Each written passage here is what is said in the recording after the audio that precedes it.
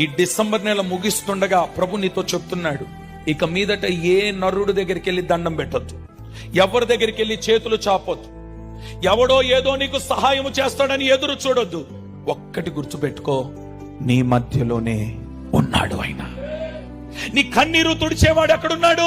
నీ మధ్యలోనే ఉన్నాడు. నీకు ఆరోగ్యమునిచ్చేవాడు ఎక్కడున్నాడు? నీ మధ్యలోనే ఉన్నాడు.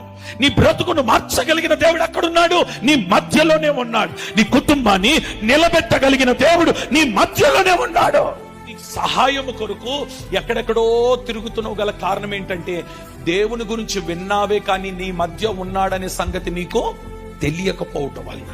నీ పరిస్థితులు ఎలాగున్నాయనంటే, ఎంత కాలము మందిరానికి వచ్చినా దరిద్రము, శాపము నీ కుటుంబాన్ని తరుముతా ఉంది గల కారణం ఏంటంటే, విన్నావే కానీ నీ మధ్యలో ఉన్న దేవుని కన్నులతో చూడలేకపోతున్నావు.